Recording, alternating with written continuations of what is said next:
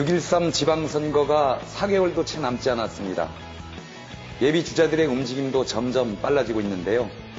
하지만 도민들은 아직도 누가 나오는지, 도전자들의 면면이 어떤지 잘 모르는 게 사실입니다. 그래서 제주의 소리가 코너 하나를 마련했습니다. 선택 6.13 제주도지사 후보에게 듣는다. 오늘은 더불어민주당 김우남 후보를 만나봅니다.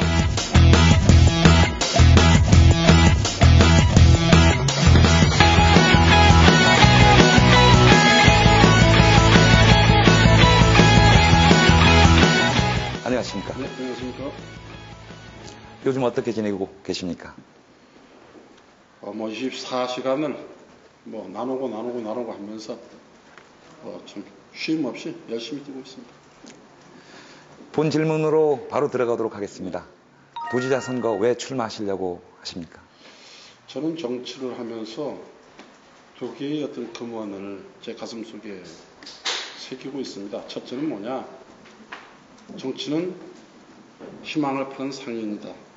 정치는 희망을 줘야 된다는 것이고, 두 번째는 정치는 가난한 사람의 눈물을 닦아주는 것이다. 정책을 통해서 좀 어려운 사람들의 삶을 보다듬음으로써 따뜻한 공동체를 만드는 것이 저는 정치의 요체라고 생각합니다. 특히 이번에 도지사 선거 출마에 결심하게 된 배경은 원희룡 도정의 잃어버린 4년을 심판해야 되겠다. 그가 상당한 기대 속에 도정을 열었지만 전반기 2년 6개월은 소위 말하는 대권에 올인하다 세월을 다 보냈고, 또 후반기 1년 6개월은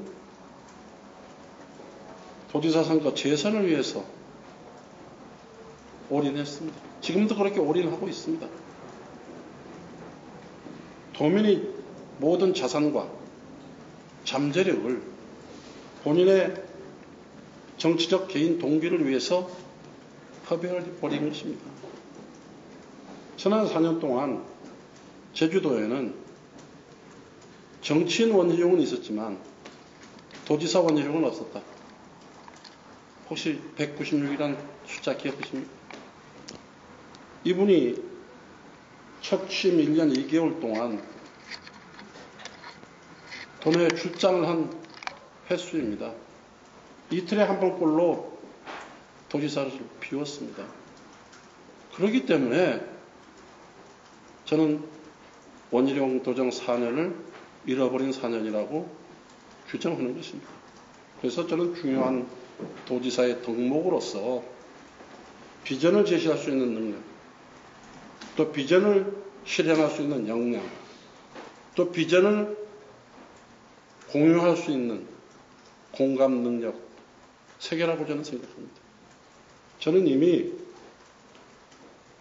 지난 6년의 도의원 생활, 12년 국회의원 생활을 통해서 저의 어떤 비전에 대해서 냉혹한 평가를 받았습니다.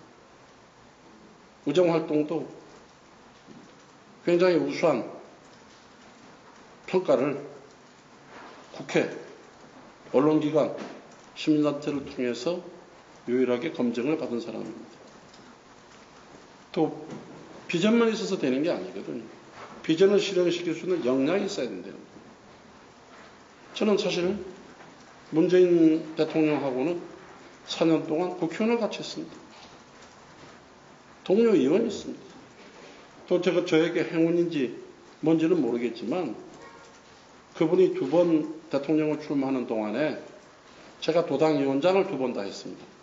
또 상임 도당 선대위원장으로서 참 이른 아침부터 늦은 밤까지 정말 전 도를 당원 동지 여러분들과 함께 힘껏 뛰어서 한 번은 실패하고 한 번은 호남 세종시 다음으로 가장 높은 득표율을 얻어내기도 했습니다.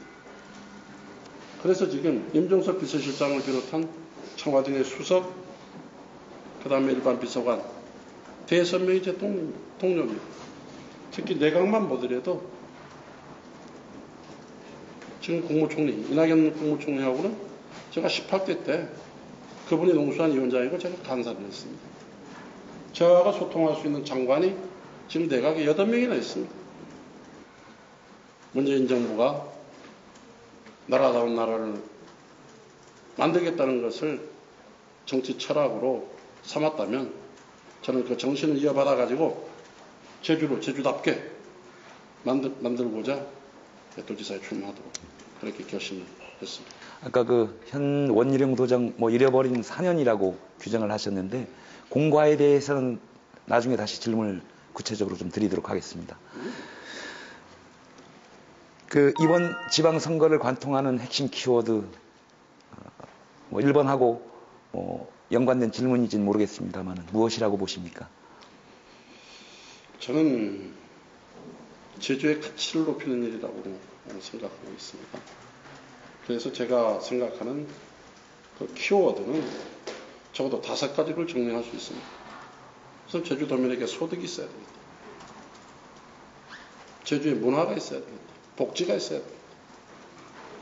환경이 있어야 되겠다. 그 다음 미래가 있어야 되겠다. 이 5가지 가치는 서로 융합하면서 선순환적으로 작용을 시켜가지고 제주의 가치를 높임으로써 제주를 제주답게 만들고 우리가 지금 국제자유도시 얘기도 하고 다 있지만 우리가 홍콩을 따라가는 국제자유도시는 홍콩을 절대 극복할 수 없습니다. 싱가포르를 모델로 하는 국제자유도시는 싱가포르를 넘을 수가 없습니다. 우리는 제주의 가치를 극대화하는 소위 치유라든지 자연이라든지 생태라든지 이런 제주의 소중 문화라든지 역사라든지 이런 것을 가치로 내세우는 그러한 제주를 만들어야 된다고 생각하고 있고 전부 지금까지 드린 질문들이 다 맥이 다 있고 연관되어 있는 질문들입니다. 그래서 상당히 많은 말씀들을 좀 해주시고 계시는데 역시 마찬가지입니다. 시급히 해결해야 될 제주 지역 현안 3가지를 좀 꼽아주시고 나름대로 대안 또는 해법이 있으면 제시를 좀 해주십시오. 가장 중요한 것은 경제 활성화를 시키는 것입니다. 경제 성장이 가장 높다고 하지만 소득은 그에 따라가지 못하고 있지 않습니까? 그래서 아까 소득 얘기를 제가 한 것이죠.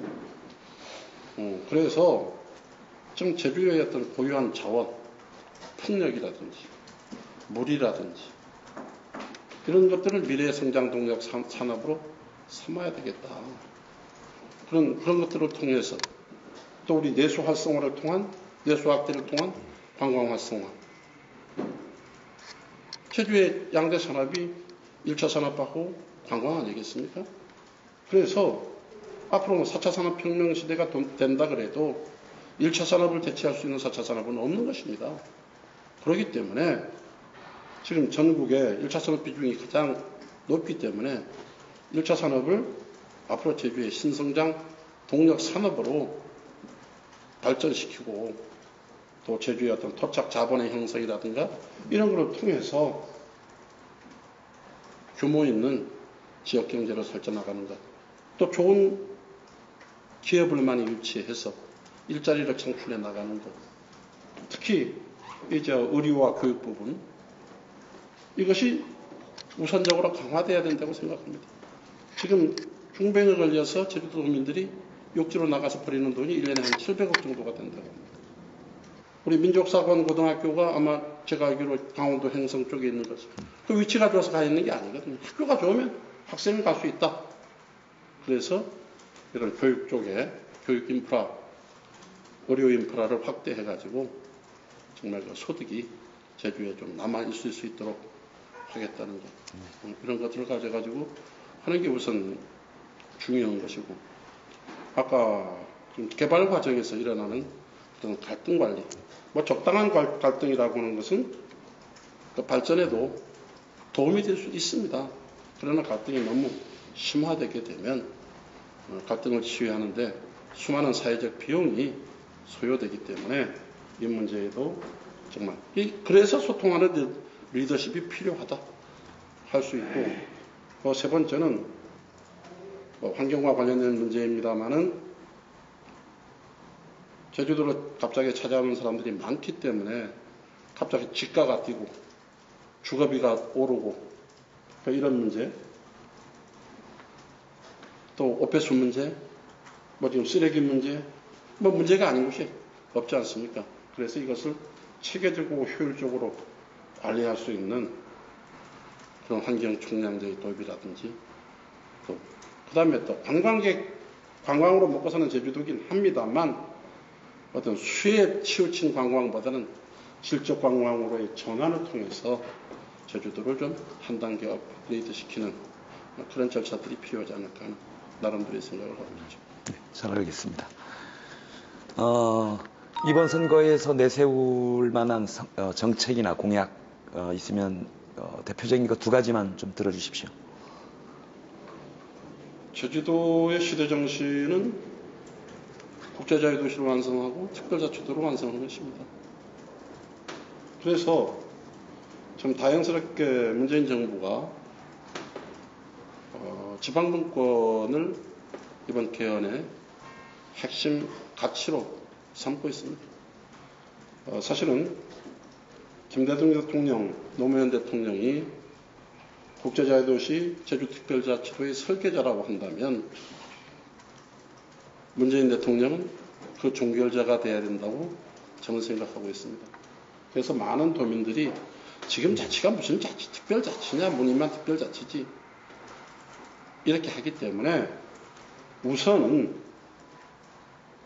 우리 제주특별자치도의 위상을 헌법에 명시하는 그런 것들이 많은 도민들이 바람이기 때문에 그것을 실현하는데 최우선 가치를 두고, 또 문재인 정부 스스로도 제주특별자치도 세종특별시를 지방분권의 시범 모델로 삼겠다고 하기 때문에 이런 기회를 통해서 지방분권, 더 나아가서 경제분권까지, 소위 말해서 제주도에서 활약하고 있는 국가공기업의 이익을 제주도와 공유하는 방안, 나는 그것을 경제분권이라고 정의합니다. 이런 분권까지를 통해서 명실상부한 특별자치를 완성하는 것. 제가 만약에 도민들의 도움으로 도지사가 되면 임기 초에 제주특별자치도 지난 12년에 대한 성과를 평가하는 가칭 제주특별자치도 평가위원회를 두어서 거기에서 나오는 결론을 가져가지고 지방분권이 이루어지게 되면 또 제주도에서도 다시 분권을 해야 되지 않겠습니까? 거기에 오면 당연스럽게 행정구조 개편의 문제라든지 이런 문제들이 대두가 될 것입니다. 적어도 이러한 문제에 대해서는 수기민주주의 과정을 통해서 제주도 특별자치도의 어떤 단계를 한 단계 업그레이드 시킬 그런 계기로 삼겠다는 거고, 다른 하나 공약은 제가 국회의원 12년 동안 농수산위원회에서만 근무했습니다. 아시다시피 대한민국 최고의 1차 산업 전문가입니다. 위원장까지 하셨고요. 그래서 제가 다른 건 몰라도 1차 산업 하나만큼은 확실하게 챙기겠다. 지금 미래산업이 4차 산업혁명이라고 하지만 4차 산업이 있다고 해서 쌀을 대체할 수 있는 거 없습니다. 과일을 대체할 수 있는 게 없어요. 감귤은 100% 제주도에서 생산합니다. 월동도 100% 제주에서 생산합니다. 나머지 월동 작물들이요, 7, 80%가 다 제주도에서 생산되는 겁니다. 그렇기 때문에 제주도에서 생산되는 1차 산업 월동 작물들은요, 국가의 공공재입니다. 그렇기 때문에 정부가 이걸 몰라. 그렇지 않습니까? 그래서 공공재이기 때문에 문재인 대통령께서도 그런 중요성을 알아서 해산물 유비를 지원하겠다는 공약을 해서 아직 안타깝게 이번 예산에는 포함이 되지 않았습니다만 제주 1차 산업의 공공재적 그런 가치를 전국을 통해서 설득함으로써 물류 지원도 받아내고 특히 제가 하고자 했던 직불제, 반농업 직불제라든지 조건부리 직불제라든지 수산 조건부리 직불제의 직불제 단가를 적어도 농농사의 고정 직불금, 그게 100만 원입니다. 100만 원까지 올릴 수 있도록 해서 실질적인 농민소득도 올려주고, 이번에 마침 보니까 이 월동모가 재보상 품목에 들어가지는 않았어요. 보험 품목에 들어가지는 않았어요. 이런 품목을 확대해가지고 보험 이런 문제도 좀 해결하게 함으로써 제주도 1차 산업이 확실하게 자리매김하도록 하고, 특히 제주도가 사면의 바다입니다. 그래서 정부의 계획대로 하면 약 2020년까지 국적선사의 크루즈 5선사를 유치하도록 하는 계획을 세웠습니다.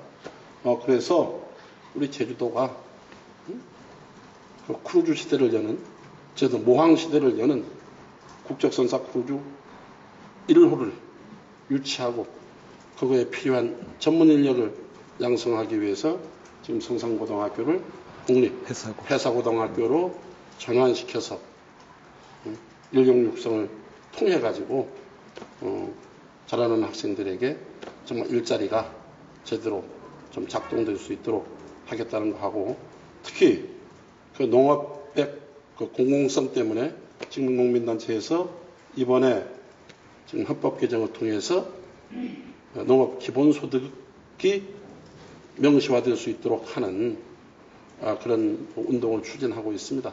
그래서 그것을 적극 헌법에 반영될 수 있도록 적극 노력함으로써 지금 종전까지만 해도 50~60%가 지금 1차 산업인데 지금 겨우 5%, 250만 농민입니다.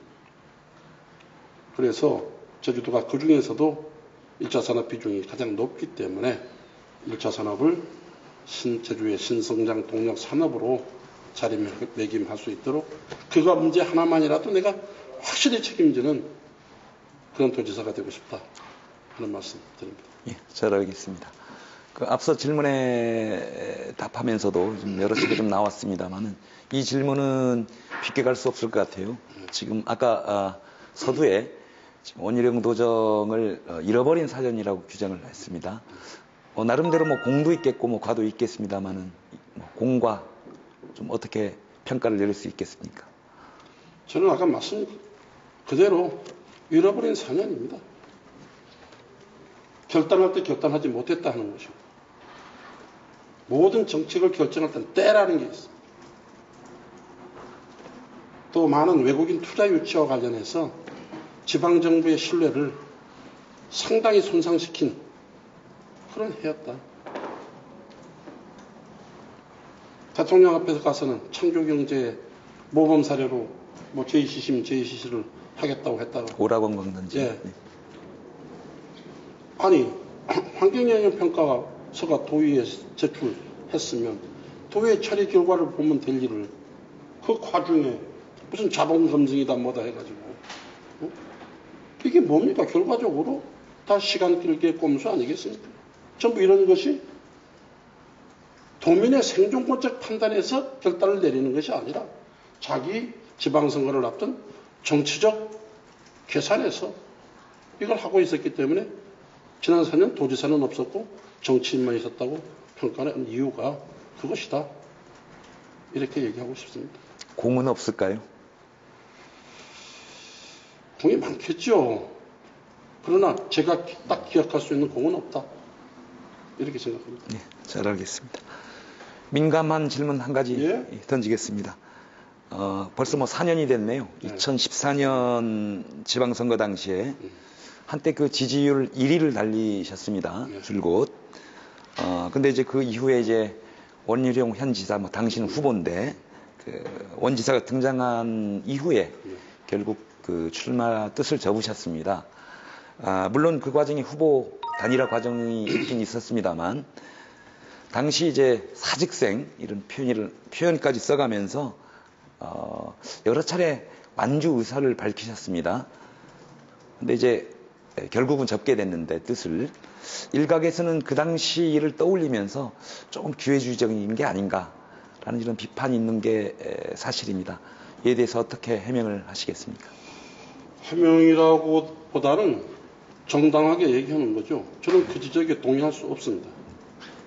심지어 저와 같이 경쟁했던 신구범 지사님까지도 지난 2년 전에 제 국회의원 선거 출정식 하는 날 찾아와서 이 도지사 후보 사퇴의 가장 큰 피해자는 김문화입니다.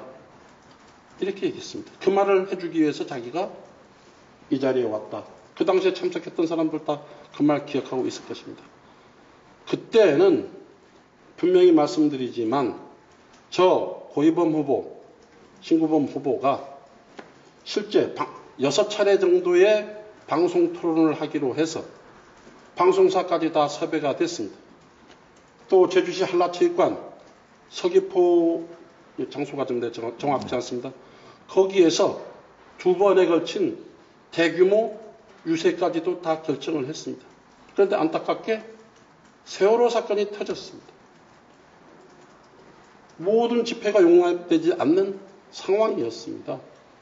그래서 그때 제일 어르신인 신구범 후보님께서 우리가 지금 계획된 프로그램대로 나가면 도민의 지탄을 많이 받게 된다.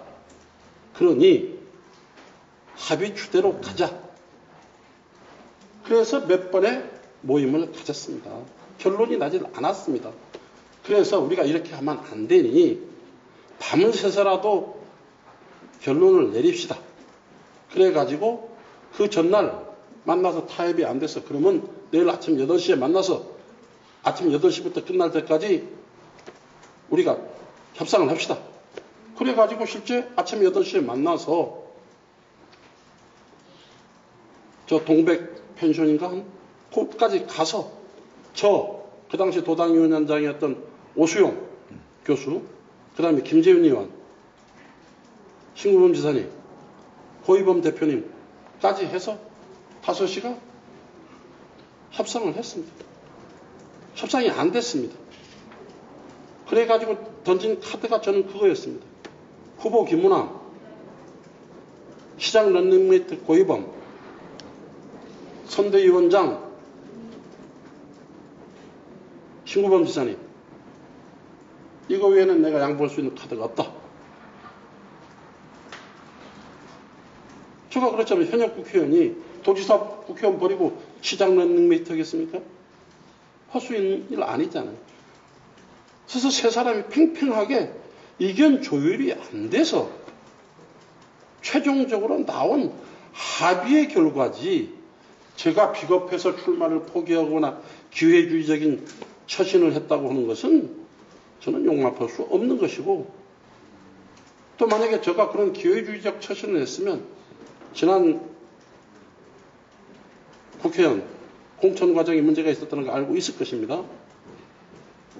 그 후보는 법원에 가서 유죄 판결까지 받았어요. 그래도 저는 당원으로서 끝까지 승복하고 우리 당 후보의 당선을 위해서 저는 헌신해서 스스로 상임선대위원장 자리 맡아가지고 열심히 뛰어서 세석 다 당선시킨 그런 당당함이 저에게 있습니다. 그래서 이번 기회를 통해서 그 문제에 대해서는 오해가 없으시기를 바라고, 또 선거라고 하는 게 그렇지 않습니까? 다 자꾸 목표로 해서 향하는데, 만약에 그때 제가 비굴한 모습을 보였다고 하면 그 당시 선의의 경쟁 상대였던 우리 선배님 한 분이 저를 자기 일처럼 적극적으로 돕겠습니까? 난 이것이 사회자에게 드리는 답이라고 생각합니다. 잘 알겠습니다. 지금 현재 그 당내에서도 네 분이 경합을 벌이고 있습니다. 치열한 이제 경선이 점쳐지고 있는데요.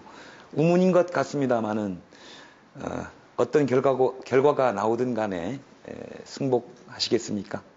저는 이미 지난번도 승복을 했지 않습니까? 그건 당연히 가야 될 당당한 도리라고 생각합니다.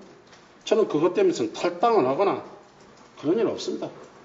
저는 깨끗하게 사나이답게 하고 결과가 어쨌든 제가 후보가 돼도 저 일처럼 할 것이고 제가 후보가 아니더라도 저 일처럼 할 것입니다. 그런 변함없는 저의 정당 생활의 일관된 가치입니다. 추가 질문을 드리려고 그랬는데 그것까지 답을 해주셨습니다. 알겠습니다. 경쟁력, 본인의 경쟁력 어떻게 스스로 평가를 하십니까? 이 시대 정신을 가장 잘 실현시킬 수 있는 비전과 역량과 소통 능력을 가졌다고 저는 감히 자부합니다. 그러한 인적 네트워크도 잘 돼 있습니다. 또 평생을 제주에 살아서 제주의 구석구석 또한 제주 사람들의 그 심성 이런 거 잘 알고 있다고 생각합니다. 그래서 소통에 문제가 없고 또 제주의 현안을 챙기는데 부족함이 없고 또 그러한 일을 실현시킬 수 있는 어떤 중앙부처의 인맥이라든지 제주도의 인맥이 충분하다고 생각하기 때문에 그 점에 대해서는 도민들이 평가해 주시리라고 저는 기대하고 있습니다. 네, 알겠습니다. 선거 전략 관련 질문인데요. 히든 카드까지는 아니어도 본인만의 선거 전략, 나는 이렇게 운동을 하겠다. 이런 거 소개해 줄 거 있으면 좀 해주십시오. 저는 출마 기자회견 할 때부터 일관되게 얘기했습니다. 저는 정책 선거를 한다. 그래서 예비후보 등록 이후 한 차례도 빠지지 않고 지금까지 계속 정책 공약을 내놓고 있습니다. 저는 이것만 가지고는 부족하다고 생각합니다. 왜 그러냐 하면 저희 당의 후보를 선택하는 구도가 권리당원 50%, 일반 도민 중에 안심투표를 통해서 50%를 뽑아서 선출하도록 되어 있습니다. 그렇기 때문에 우리 후보들의 자질과 능력에 대해서 검증 절차가 저는 반드시 필요하다고 생각합니다. 아까 지도자는 조직의 생존을 책임진다는 사람이라고 생각했습니다. 한번 뽑아놓으면 4년 동안 바꿀 방법이 없습니다. 그렇기 때문에 확실한 검증을 통해서 또 후보에 대한 선택권, 선출권을 갖고 있는 도민들을, 당원 동지들의 알 권리 충족을 위해서라도 후보자 간의 검증은 필요하다고 생각합니다. 그래서 좀 언론이라든지 아니면 우리 도당에서 이런 공식적인 일을 만약에 진행해 나간다고 하면 저는 적극 응할 용의가 있다.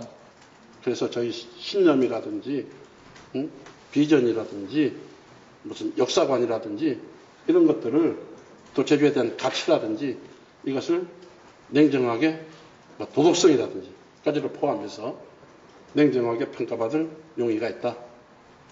그렇게 생각합니다. 당내 경선부터 도민들의 알 권리를 위해서 철저한 검증이 필요하다. 그렇습니다.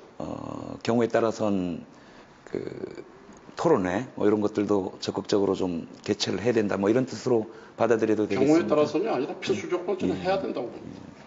알겠습니다. 스스로 생각하는 본인의 장점, 단점 어떤 게 있을까요? 장점이라고 하는 것은 솔직하죠. 화끈하고 의리도 있고 정도 있고 그게 제 장점이고 단점은 좀 억울하지만 저보고 좀 거만하다 하는 사람들이 있다고 합니다. 저 인정합니다. 그러나 저는 전두환 대통령에 가서 세배할 정도로 비굴하지는 않습니다. 또 거짓말도 그렇게 잘하지 않습니다.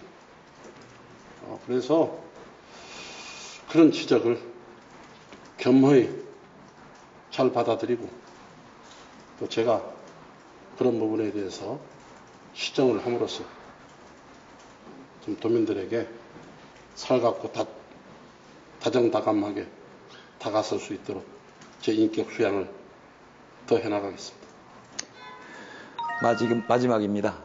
도민들에게 한 말씀 부탁드리겠습니다.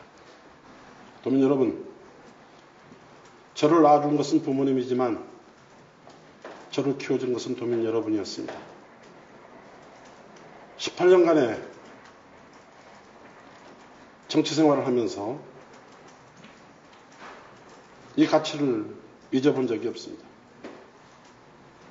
앞으로 저에게 기회가 오면 저는 역사화되어야 한다는 심정으로 도민 여러분의 기대에 부응하고 또 여러분의 선택이 잘 됐다고 판단할 수 있도록 저의 혼신의 노력을 다해서 더 낮게, 더 겸손하게, 더 열정적으로 도민 여러분들을 챙기고 사랑하겠습니다. 많이 도와주시기 바랍니다. 감사합니다.